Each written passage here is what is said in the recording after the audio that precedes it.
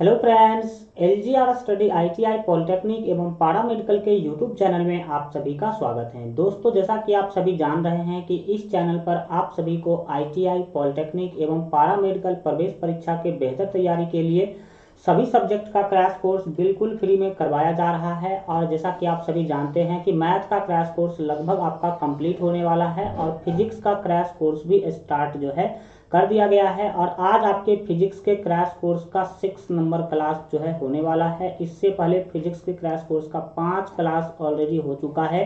तो अगर आप अभी से पहले वाले सभी क्लास को नहीं देखे हैं तो आपको इस वीडियो के डिस्क्रिप्शन बॉक्स में मैथ के क्रैश कोर्स का लिंक, फिजिक्स के क्रैश कोर्स का लिंक और बाकी के जितने भी क्लास हो चुके हैं सभी के क्लास का आपको प्ले लिस्ट का लिंक जो है आपको इस वीडियो के डिस्क्रिप्शन बॉक्स में मिल जाएगा, या नहीं तो आप इस चैनल के होम पेज पर भी जाकर के जो है देख सकते हैं।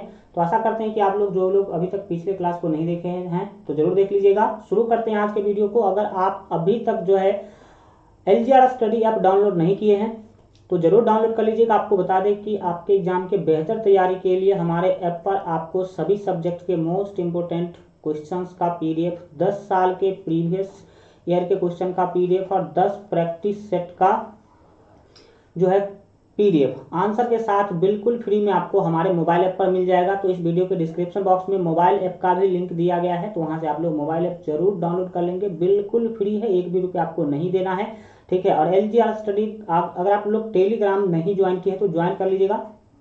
टेलीग्राम पर जितने भी महत्वपूर्ण नोटिस आते हैं वो सारा का सारा आपको दे दिया जाता है। तो चलिए शुरू करेंगे। फिजिक्स के क्रैश कोर्स में आज हम लोग एक नया चैप्टर पढ़ने वाले हैं और सबसे महत्वपूर्ण चैप्टर पढ़ने वाले हैं, क्योंकि आपको बता दें कि मोशन यानी कि जो गति एक चैप्टर है जिस चैप्टर से रिलेटेड प्रत्येक साल सबसे ज्यादा क्वेश्चन पूछा जाता है, ठीक है।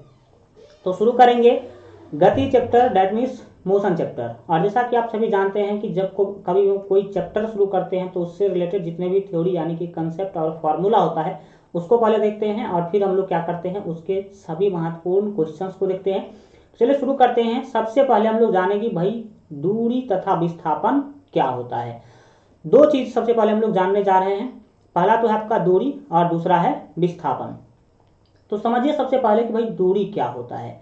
किसी गतिमान वस्तु द्वारा किसी समय में किसी भी दिशा में, है ना, तय की गई लंबाई, तय की गई जो लंबाई है उसको उस वस्तु द्वारा चली गई दूरी कहते हैं। जबकि विस्थापन क्या होता है समझिए, जबकि वस्तु की अंतिम तथा प्रारंभिक स्थितियों के बीच की दूरी को विस्थापन कहते हैं। इसको एक डायग्राम के माध्यम से समझिए। मान लीजिए कि यहाँ पे आपका घर है, ठीक है। ए बिंदु पर कोई व्यक्ति रहता है। ये क्या करता है, ए बिंदु से ये इधर की दिशा में क्या करता है, 5 मीटर चलता है। कितना मीटर चलता है, 5 मीटर। इधर 5 मीटर चल के गया बी बिंदु तक, बी बिंदु तक 5 मीटर चल के गया और बी बिंदु से पूरा उत्तर की दिशा में ये क्या करता है जो है 12 मीटर चलता है। कितना मीटर, 12 मीटर ये पूरा इधर के दिशा में क्या करता है और सी बिंदु तक पहुंचता है। तो इतना तक अगर आकर के आपसे ये पूछा जाए, अगर पूछा जाएगा कि बताओ ये व्यक्ति जो है, यहाँ पर मान लीजिए कि कोई मैन था जो यहाँ ए से पहले गया बी और बी से गया सी, तो आपसे पूछा जाएगा कि भाई बताओ वो मैन यानी कि वो व्यक्ति ए से सी तक जाने में कुल कितना दूरी तय किया।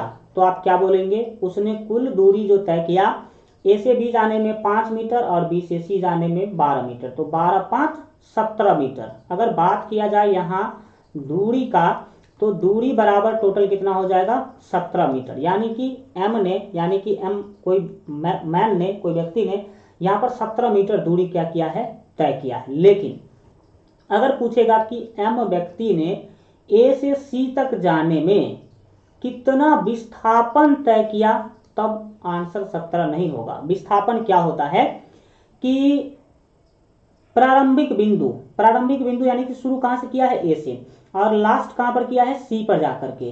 तो प्रारंभिक बिंदु और अंतिम बिंदु के न्यूनतम दूरी को, है ना, मिनिमम दूरी को विस्थापन कहते हैं।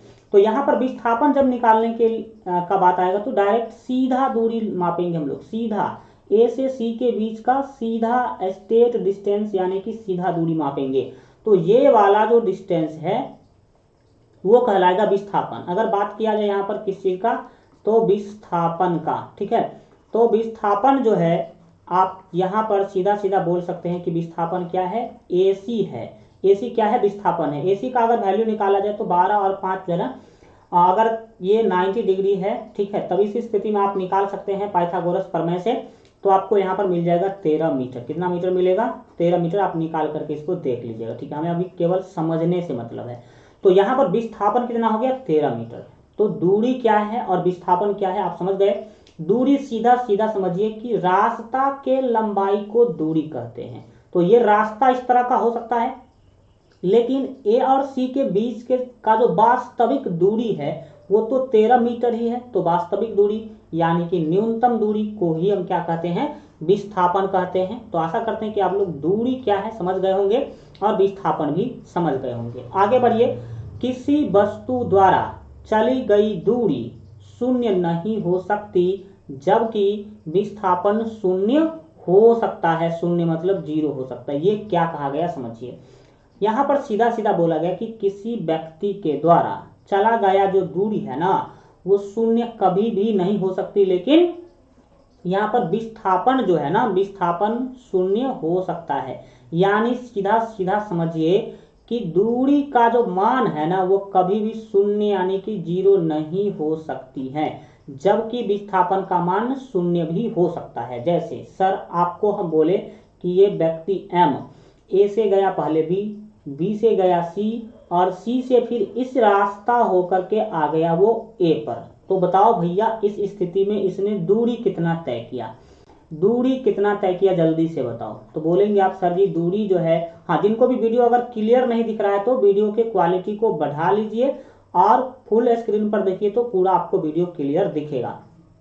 तो यहाँ से यहाँ तक जाने में कितना दूरी, 5। यहाँ से यहाँ तक 12, तो 12 5 17 और 17 और 13 हो जाएगा यहाँ पर आपका 30। कितना हो जाएगा, 30 मीटर। इसने दूरी कितना तय किया, 30 मीटर। लेकिन इस स्थिति में अगर पूछा जाएगा कि भाई बताओ विस्थापन कितना इसने तय किया, तो विस्थापन क्या कहते हैं, विस्थापन का एक दूसरा परिभाषा भी समझ लीजिए। स्थान में परिवर्तन को विस्थापन कहते हैं। अगर कोई व्यक्ति यहाँ खड़ा है और यहाँ से इधर आ गया 5 मीटर, ठीक है, ए से बी आ गया 5 मीटर, ठीक है, तो 5 मीटर आया तो 5 मीटर इसका विस्थापन हो गया। लेकिन यही व्यक्ति फिर बी से उठ के चला जाएगा ए पर चला गया, तो ए पर चला गया तो दूरी तो उसने 5 जाने में और 5 लौटने में 10 मीटर दूरी तय कर लिया, लेकिन इसके स्थान में कोई परिवर्तन नहीं हुआ। वो पहले भी ए पर खड़ा था और अभी भी ए पर खड़ा है। इसका सीधा सीधा मतलब है कि जो आप दूरी तय करते हैं वो कभी भी 0 नहीं हो सकता है, लेकिन विस्थापन 0 हो सकता है, क्योंकि विस्थापन कहते हैं स्थान में परिवर्तन को, और यहाँ पर स्थान में कोई परिवर्तन ही नहीं हो रहा। उसी तरह से यहाँ भी व्यक्ति ए से बी गया, बी से सी गया और सी से आ गया ए, तो इसके स्थान में कोई परिवर्तन हुआ नहीं। चलने जब यहाँ से चला था, जब यहाँ पर चलना शुरू किया था तो ए पर था, और चलने के बाद जब वो रुका तो ए पर ही रुका, मतलब इसके स्थान में कोई भी परिवर्तन नहीं हुआ। तो कोई भी परिवर्तन नहीं हुआ, इसका सीधा सीधा मतलब है कि भाई उस यहाँ पर विस्थापन क्या होगा, 0 मीटर यानी कि 0। तो बस एक ही चीज यहाँ पर समझना था कि दूरी कभी भी शून्य यानी कि 0 नहीं हो सकता है, लेकिन विस्थापन शून्य भी हो सकता है। आगे आइए और दूसरे चीजों को समझते हैं। चाल यानी कि स्पीड क्या होता है, इसको समझने की कोशिश करेंगे। किसी वस्तु द्वारा एकांक समय अंतराल में चली गई दूरी उस वस्तु की चाल कहलाती है। आप यूनिट समय में, यूनिट टाइम में आप कितना जो है ना दूरी चलते हैं उसको हम क्या बोलते हैं, चाल कहते हैं। इसे यू से प्रदर्शित यानी कि यू से सूचित किया जाता है। सीधा सीधा आप फार्मूला याद रखिए, चाल बराबर दूरी बट्टा समय, u बराबर del S by del T के रूप में भी आप इसको क्या कर सकते हैं, याद रख सकते हैं। चाल बराबर दूरी बट्टा समय याद रहेगा, यानी कि सीधा सीधा u बराबर del S by del T. S जो है वो दूरी को सूचित करता है और टी मतलब जो टाइम होता है, समय होता है, वो तो आप जानते हैं। अगला चीज आप यहाँ पर एक बहुत ही महत्वपूर्ण चीज याद रखेंगे, बार बार क्वेश्चन पूछा जाता है कि चाल एक अदिश राशि है। यानी कि चाल एक स्केलर क्वांटिटी है, जबकि इसका एसआई मात्रक, अगर एसआई प्रणाली में अगर इसका मात्रक देखा जाए तो मीटर प्रति सेकंड क्या होगा, मीटर प्रति सेकंड इसका एसआई मात्रक होता है। ठीक है, चलिए आगे बढ़ते हैं और वेग को समझते हैं कि भैया आखिर वेग यानी कि वेलोसिटी क्या होता है। अगर अभी तक आप इस सेशन को लाइक नहीं किए हैं तो लाइक जरूर कर दीजिए, क्योंकि बिल्कुल फ्री में आप लोगों के लिए इतना किया जा रहा है, तो आप लोग एक लाइक और शेयर तो जरूर कर सकते हैं। ठीक है, वेग यानी कि वेलोसिटी क्या है, वेलोसिटी समझते हैं। किसी वस्तु द्वारा एकांक समयांतराल में तय किया गया विस्थापन उस वस्तु का वेग कहलाता है। आप यूनिट टाइम में कितना विस्थापन करते हैं वो क्या कहलाएगा, वेग कहलाएगा। वेग एक सदिश राशि है, ये सबसे महत्वपूर्ण चीजें हैं कि वेग एक वेक्टर क्वांटिटी यानी कि सदिश राशि है, और ऐसा प्रणाली में वेग का जो मात्रक है वो मीटर प्रति सेकंड होता है। ठीक है, और दिशा तथा परिमाण चाल में से किसी दिशा तथा परिमाण यानी कि चाल में से किसी एक के बदलने से वेग भी परिवर्तित हो जाता है। अगर आप दिशा बदलते हैं या नहीं तो चाल, जिसको परिमाण बोलते हैं, इसका जो परिमाण है वो चाल के रूप में होता है। तो चाल बदलिए या दिशा बदलिए तो इसके यानी कि वेग में भी बदलाव आ जाता है, उसमें भी परिवर्तन आ जाता है। जैसे आपको पता होना चाहिए कि वृत्तीय पथ पर एक समान चाल से गतिमान वस्तु का वेग जो है दिशा बदलने के कारण बदलता रहता है। जो कोई भी चीज वृत्त के पथ पर चल रहा है और उसके जब आप वृत्त के पथ पर चलेंगे तो उसके डायरेक्शन में चेंज आएगा। यही कारण है कि वस्तु का वेग दिशा बदलने के कारण क्या होता रहता है, बदलता रहता है। और वेग बराबर फॉर्मूला याद रखेंगे, विस्थापन वट्टा समया अंतराल, यानी कि u भी बराबर del S by del T. ये आपके लिए फॉर्मूला महत्वपूर्ण है। जब क्वेश्चन अभी हम लोग बनाएंगे तो सारे के सारे फॉर्मूला का आपको जरूरत पड़ेगा। ठीक है, आगे आ जाइए और समझते हैं अगले कंसेप्ट को। औसत चाल या औसत वेग क्या होता है, average speed and average velocity क्या है, इसको समझने सीखने की कोशिश कीजिए। किसी गतिमान वस्तु द्वारा, गतिमान वस्तु किसको कहते हैं, जो समय के साथ अपने जो है ना स्थान में परिवर्तन कर रहा, उसको कहते हैं गतिमान वस्तु। या सीधा सीधा समझिए कि जो चल रहा वस्तु है वो द्वारा एकांक समय में तय की गई औसत दूरी को औसत चाल कहते हैं। सीधा सीधा याद रखिए, औसत चाल बराबर कुल दूरी बट्टा कुल समय। ठीक है, जब क्वेश्चन बनाएंगे तो वहां पर कुल दूरी क्या होता है, कुल समय क्या होता है, उसको पूरा डिटेल में हम लोग क्या करेंगे, सीखेंगे सारे के सारे फॉर्मूला से जब क्वेश्चन बनाएंगे तब। लेकिन याद रखेंगे, किसी वस्तु द्वारा एकांक समय में तय किए गए कुल विस्थापन को वस्तु का औसत वेग कहते हैं। जितना दूरी तय कर रहे हैं तो वो कहलाएगा औसत चाल, और अगर विस्थापन तय जितना कर रहे हैं, औसत विस्थापन तय कर रहे हैं, तो उसको औसत वेग बोला जाता है। औसत वेग बराबर कुल विस्थापन बट्टा कुल समय आप क्या कर सकते हैं, फॉर्मूला के रूप में याद रखेंगे। आगे बढ़िए, समझते हैं भैया त्वरण क्या होता है, दैट मीन्स एक्सेलरेशन क्या होता है। देखिए, एक्सेलरेशन शब्द से ही बना है एक्सीलेटर। आप गाड़ी अगर चलाते हैं या फिर गाड़ी के बारे में सुने होंगे तो आपको पता होगा कि गाड़ी में जितना ज़्यादा एक्सीलरेटर देते हैं उतना ही वो क्या होती है, फास्ट चलती है। एक्सीलरेटर कम करते हैं तो गाड़ी स्लो हो जाती है। तो जो एक्सीलरेटर जो शब्द है ना वो एक्सीलरेशन से ही बना है। तो उसमें समानता क्या है समझने की कोशिश करेंगे। अगर त्वरण यानी कि एक्सेलरेशन बढ़ रहा है तो सीधा समझिएगा कि स्पीड क्या हो रही है, बढ़ रही है। और एक्सेलरेशन यानी कि त्वरण कम हो रहा है तो समझेंगे कि स्पीड यानी कि जो गति है ना वो कम हो रही है। तो सीधा समझेंगे, वेग परिवर्तन की दर को त्वरण कहते हैं। वेग में परिवर्तन होगा, आप बताइए, वेग मतलब आप सीधा सीधा समझिए चाल। तो आप एक्सीलरेटर बढ़ाते हैं तो वेग बढ़ता है कि नहीं, वेलोसिटी बढ़ जाता है। तो वेग में एक्सीलरेटर बढ़ाएंगे तो वेग में परिवर्तन होगा। तो सीधा सीधा समझिए, वेग में परिवर्तन की दर को त्वरण कहते हैं। त्वरण का फॉर्मूला याद रखेंगे, वेग परिवर्तन बट्टा परिवर्तन में लगा समय। ठीक है, दूसरी बात यहाँ पर याद रखेंगे कि यदि वस्तु के वेग में बराबर समयांतराल में बराबर परिवर्तन हो रहा है तो उसका त्वरण जो है एक समान चलता है। अगर सेम समय में सेम परिवर्तन अगर वेग में देखा जा रहा है तो उसका त्वरण एक समान कहलाता है। ठीक है, लेकिन यदि वस्तु के वेग का परिमाण, ठीक है, समय के साथ बढ़ रहा है, समय बढ़ रहा है तो वस्तु का जो वेग है वो भी क्या हो रहा है, बढ़ रहा है। आप एक्सीलरेटर ज्यादा लगाते जा रहे हैं तो वस्तु का त्वरण धनात्मक होता है। जब आप समय के अनुसार वेग को बढ़ा रहे हैं, जैसे 5:10 पर आपके गाड़ी का स्पीड था 40 किलोमीटर प्रति घंटा, लेकिन 5:12 पर ये हो गया 45 किलोमीटर प्रति घंटा, 14 मिनट पर ये हो गया 48 किलोमीटर प्रति घंटा। यानी कि वेग आप क्या करते जा रहे हैं, एकाएक जो है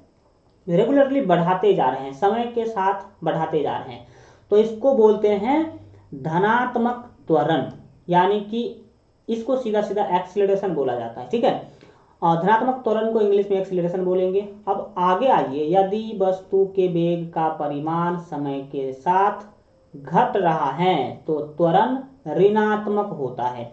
यानी कि 10:05 पर आपके गाड़ी का चाल था 40 किलोमीटर प्रति घंटा, 10:10 पर आपकी गाड़ी का चाल हो गया है ना 35 किलोमीटर घंटा, फिर आगे जाकर के हो गया 30, फिर आगे जाकर के होगा 25। तो घट रहा है, चाल घट रहा है, यानी कि वेग घट रहा है, वेग घट रहा है तो हम कहेंगे कि त्वरण जो है ना वो ऋणात्मक त्वरण हो रहा है, निगेटिव एक्सीलरेशन हो रहा है। और निगेटिव एक्सीलरेशन को हिंदी में मंदन कहते हैं, या इसी को हम लोग रिटार्डेशन भी कहते हैं। मंदन कहिए या नहीं तो क्या कहिए, रिटार्डेशन, ठीक है। चलिए आगे समझते हैं। और गति के जो कुछ समीकरण हैं, और यहीं से अब आपका मेन कंसेप्ट चालू होता है।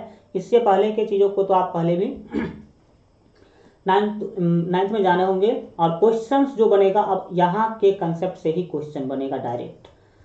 गति के समीकरण, इक्वेशंस ऑफ मोशन, ठीक है। आप याद रखेंगे कि यदि किसी वस्तु का प्रारंभिक वेग u तथा एक समान त्वरण a है तो t समय में s दूरी तय करने के पश्चात वस्तु का जो वेग है वो v हो जाता है।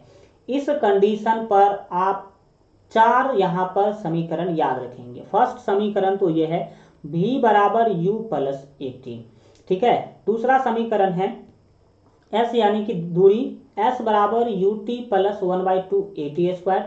तीसरा समीकरण याद रखेंगे v स्क्वायर बराबर u स्क्वायर प्लस 2as। और चौथा समीकरण है st बराबर u प्लस 1/2 a और 2t-1, ठीक है। जहां पर ये जो st है ना, st का मतलब है t में सेकंड में चली दूरी। यानी कि मान लेते हैं कि 10:05 पर आप कितना दूरी जो है तय किए थे, मतलब वो, ठीक है। st का मतलब है t में सेकंड पर तय की गई दूरी। तो ये 4 समीकरण याद रखेंगे, क्योंकि क्वेश्चंस जो बनेगा आपको वहां पर जरूरत पड़ेगा। तो आप जितना ही फॉर्मूला, जितना ही इक्वेशंस आप याद करके रखेंगे तो क्वेश्चन बनाने में उतना ही क्या होगा, आसानी होगा। तो आगे बढ़ते हैं। देखिए यहाँ पर एक चीज आप समझ लीजिए, कुछ कंसेप्ट समझ लीजिए। ये भी वेग निकालने का फार्मूला है, ये भी निकालने का फार्मूला है, ठीक है ना, वेग। तो इसका कब प्रयोग करेंगे, इसका कब प्रयोग करेंगे, इसका प्रयोग कब करेंगे, जब t दिया गया हो, t यानी कि समय दिया गया हो। और इसका कब प्रयोग करेंगे, जब t नहीं दिया गया हो, डिस्टेंस दिया गया हो, s मतलब डिस्टेंस दिया गया। तो ये सब कुछ छोटे छोटे चीज होंगे जो आगे भी हम लोग डिस्कशन करेंगे और उसके बारे में सीखेंगे, समझेंगे। आगे आ जाते हैं और कुछ महत्वपूर्ण चीजों को समझते हैं। याद रखेंगे कि यदि मंदन है तो त्वरण का मान ऋणात्मक लेंगे। यानी कि क्वेश्चन में अगर लिखा गया है कि मंदन हो रहा है, मंदन को इंग्लिश में रिटार्डेशन बोलते हैं, ठीक है। तो हम एक्सीलरेशन यानी कि त्वरण का मान क्या लेंगे, माइनस में लेंगे, निगेटिव लेंगे। ये सारे के सारे जो है ना, ये 4 इक्वेशन से संबंधित पॉइंट्स है, ठीक है। और दूसरा बात याद रखेंगे, यदि पिंड एक समान वेग से गतिमान हो तो ए का मान 0 होगा, ठीक है। अगर एक समान एक्सेलरेशन, एक समान, उसमें कोई, उसके गति में कोई परिवर्तन ही नहीं हो रहा है, हमेशा 40 किलोमीटर प्रति घंटा के चाल से अगर कोई गाड़ी या फिर कोई चीज जो है मोशन कर रही है, गति कर रही है, तो हम बोलेंगे कि इसमें कोई जो है एक्सेलरेशन हुआ ही नहीं, क्योंकि चाल में परिवर्तन हुआ ही नहीं, हमेशा 40 के स्पीड से चल रही है। तो वहां पर एक्सेलरेशन यानी कि त्वरण 0 लेंगे। वो तो क्वेश्चन के ऊपर निर्भर करेगा, क्वेश्चन में सारे के सारे चीज आपको देखने को मिलेंगे। यदि वस्तु विरामावस्था से चलना प्रारंभ करती है तो उसका प्रारंभिक वेग जो है u का मान 0 होता है। अगर कोई वस्तु रुकी हुई है और फिर वो चलना शुरू करती है तो उसका जो प्रारंभिक वेग है u का जो वैल्यू है वो 0 लेंगे हम। और चौथा चीज याद रखेंगे कि यदि वस्तु अंत में रुक जाती है, गति कर रही थी और लास्ट में जाके रुक गई, तो अंतिम में वेग जो है वो भी हम 0 यानी कि 0 लेंगे। ठीक है, ये सारे के सारे पॉइंट आप याद रखेंगे। चलो भाई आगे आ जाते हैं और कुछ महत्वपूर्ण चीजें समझते हैं। त्वरण के अंतर्गत गति यानी कि motion under gravity. Motion under gravity क्या है समझो भाई। ऊर्ध्वाधर ऊपर नीचे गति करती हुई वस्तु के लिए अगर कोई वस्तु रोड पे मोशन कर रही है तब तो हम ये 4 इक्वेशन यूज करेंगे। ठीक है, लेकिन अगर कोई वस्तु क्या कर रही है, या तो नीचे से ऊपर जा रही है या ऊपर से नीचे आ रही है, ठीक है ना, तो उस कंडीशन में आपको पता होना चाहिए कि गुरुत्वाकर्षण जो है वो काम करता है, यानी कि ग्रेविटी जो है ना वो काम करती है। ठीक है, तो इसके लिए हम अलग इक्वेशन पढ़ाई करते हैं। आ जाइए क्या पढ़ते हैं, देखिए। ऊर्ध्वाधर ऊपर नीचे गति करती हुई वस्तु के लिए आप याद रखेंगे, ऊर्ध्वाधर मतलब या तो सीधा ऊपर जा रहा है या तो सीधा नीचे कोई वस्तु आ रहा है, तो गति हो रहा है। तो इस प्रकार के गति के लिए आप जो इक्वेशन याद रखेंगे वो याद रखेंगे v बराबर u plus minus G T. G क्या है अभी हम आपको बताते हैं। जी है गुरुत्वीय त्वरण, जिसके बारे में आगे हम लोग डिटेल में पढ़ने वाले हैं। ठीक है, दूसरा याद रखेंगे h बराबर h यानी कि हाइट निकालने के लिए बोलेगा। क्या निकालने के लिए बोलेगा? हाइट। तो h बराबर u t plus minus 1/2 g T square. वहां पर था ए टी स्क्वायर, ए जो काम कर रहा था वही काम यहाँ पर जी करेगा, क्योंकि वहां पर था ए मतलब त्वरण और ये है जी मतलब गुरुत्वीय त्वरण। ठीक है, तो यहाँ पर जी टी स्क्वायर होगा। बी एस स्क्वायर बराबर you square plus minus 2gh होगा। ठीक है, एंड एस टी बराबर U plus minus 1/2 G into 2t minus 1। ये 4 के 4 इक्वेशन आप क्या करेंगे, याद रखेंगे। अब याद रखिएगा कि जब वस्तु ऊपर से ऊर्ध्वाधर नीचे की ओर गिरती है, यानी कि ऊपर से नीचे आ रही है, तो जी का मान धनात्मक लेंगे। अगर ऊपर से नीचे आ रही है, ठीक है, वस्तु, तो वहां पर जी का मान क्या लेंगे? पॉजिटिव लेंगे, क्योंकि पता होना चाहिए कि जो ग्रेविटी काम करता है, गुरुत्वाकर्षण जो काम करता है वो नीचे की तरफ ही काम करता है, इसीलिए। और दूसरा बात याद रखेंगे कि जब वस्तु ऊर्ध्वाधर ऊपर की ओर फेंकी जाती है तो जी का मान ऋणात्मक यानी कि निगेटिव लेते हैं। अगर नीचे से किसी वस्तु को आप सीधा ऊपर फेंक रहे हैं तो वहां पर जो जी का वैल्यू होगा जो भी होगा वहां पर आप निगेटिव लेंगे। क्या लेंगे? निगेटिव यानी कि माइनस में लेंगे। और याद रखेंगे कि जनरली जी का मान 9.8 मीटर प्रति सेकंड स्क्वायर होता है। ठीक है, और गुरुत्वीय त्वरण जी के साथ मुक्त रूपेण गिरती वस्तुओं के जो है समीकरण में जो है चिन्हित परिवर्तन भी होने देखने को मिलता है। तो क्या क्या परिवर्तन होता है वो देखिए। यहाँ पर कुछ सारणी की तरह हमने इसको सजा दिया है, तो ताकि आपको समझने में सीखने में ज्यादा अच्छा हो। दो स्थिति में हमने आपके लिए सारणी को कैटेगराइज किया है। यहाँ पर प्लस माइनस एक साथ दिख रहा था तो आपको कंफ्यूजन हो सकता है, इसीलिए हमने इसको पूरा क्लियर वे में सजाने का काम किया है। देखिए क्या है ये, इधर हमने परिस्थितियां रखी हैं और इधर समीकरणों का जो है सेट यानी कि समुच्चय तैयार किया है। जब वेग जी के अनुदिश हो अर्थात जी पॉजिटिव हो। जी पॉजिटिव कब होता है? जब वस्तु ऊपर से नीचे गिर रही हो, उस स्थिति में आप ये डायरेक्ट जो है ना 4 ये याद रखेंगे। v बराबर u plus g t, b square बराबर you square plus 2gh and s बराबर u t plus 1/2 g T square. ये 3 आप इक्वेशन याद रखेंगे। और जब वेग g के विपरीत हो, यानी कि g का मान माइनस में हो, यानी कि नीचे से ऊपर आप किसी वस्तु को फेंक रहे हैं, तो उस कंडीशन पर आप याद रखेंगे कि v बराबर u माइनस जी टी, और दूसरा इक्वेशन याद रखेंगे v स्क्वायर बराबर यू स्क्वायर माइनस 2gh। तीसरा इक्वेशन याद रखेंगे s बराबर u T minus 1/2 g T square. ठीक है, और फिर एक सेकेंड हाँ, फिर आगे आते हैं और आगे भी कुछ महत्वपूर्ण यहाँ पर जो चीजें उसको समझते हैं। इसी प्रकार याद रखेंगे कि वस्तु के सरल रेखीय गति या फिर रेखीय त्वरण में क्या होता है। जब वस्तु धनात्मक हो, त्वरण धनात्मक हो, अर्थात त्वरण की दिशा वेग की दिशा के अनुदिश हो, यानी कि जिधर आप त्वरण कर रहे हैं उधर ही वेग है, उधर ही वेग जो है बढ़ रहा है, तब इस स्थिति में v बराबर ut, वो सारे के सारे समीकरण हम पढ़ चुके हैं, बट यहाँ पर इसको एक सारणी के रूप में हमने क्या कर दिया, इसको दिखा दिया ताकि आपको दिक्कत ना हो। v बराबर u प्लस 80 जानते हैं, बी स्क्वायर बराबर you square plus 2as, s बराबर ut प्लस 1/2 at स्क्वायर होगा। लेकिन जब त्वरण ऋणात्मक हो, यानी कि एक्सीलरेशन का वैल्यू निगेटिव हो, अर्थात त्वरण की दिशा वेग की दिशा के विपरीत हो, यानी कि आप जा रहे हैं और गति कर रहे हैं पूरब की तरफ और आपको कोई धक्का दे रहा है पश्चिम के तरफ, डायरेक्ट अपोजिट, तो इसमें आपका चाल कमेगा तो रिटार्डेशन होगा, रिटार्डेशन यानी कि मंदन होगा। तो मंदन में हम हमेशा जो एक्सेलरेशन का वैल्यू है वो माइनस लेते हैं, किसमें लेते हैं, निगेटिव लेते हैं। तो v बराबर u माइनस 80 होगा। दूसरा v स्क्वायर बराबर यू स्क्वायर माइनस 2s, तीसरा याद रखेंगे s बराबर ut माइनस 1/2 at स्क्वायर। ये तीन इक्वेशन याद रखेंगे। अब कुछ महत्वपूर्ण जो है ना पॉइंट है जो कि आपको क्वेश्चन बनाने में क्या करेगा, बहुत ज्यादा मदद करेगा और आसानी होगा, आराम से आप सॉल्व कर पाएंगे, उस चीजों को सीखते हैं।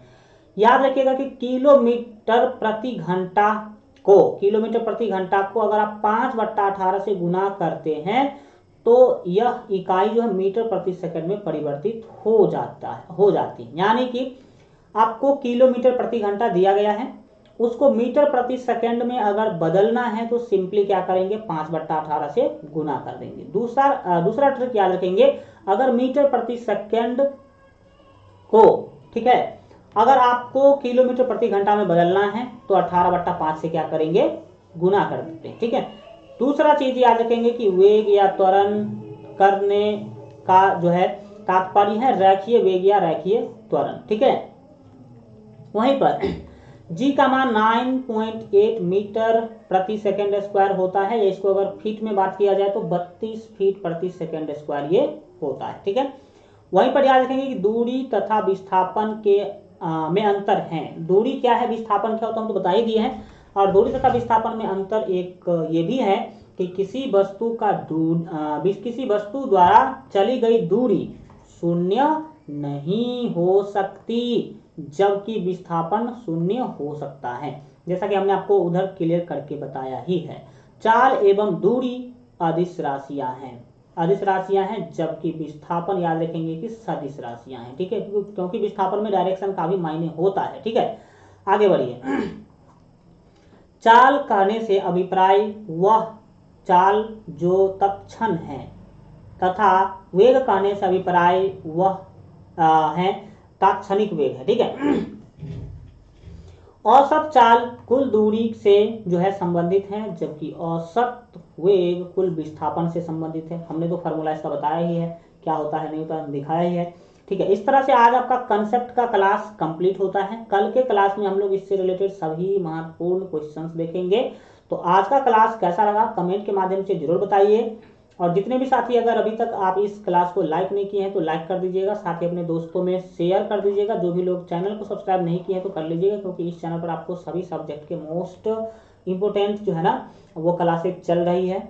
आप इससे पहले के सभी क्लास को नहीं देखे हैं तो आप इस चैनल के प्ले लिस्ट में जाकर के जरूर देख लीजिएगा। और बेहतर तैयारी के लिए LGR स्टडी ऐप अगर आप अभी तक डाउनलोड नहीं किए हैं तो इस वीडियो के डिस्क्रिप्शन बॉक्स में आपको मोबाइल ऐप का लिंक मिल जाएगा।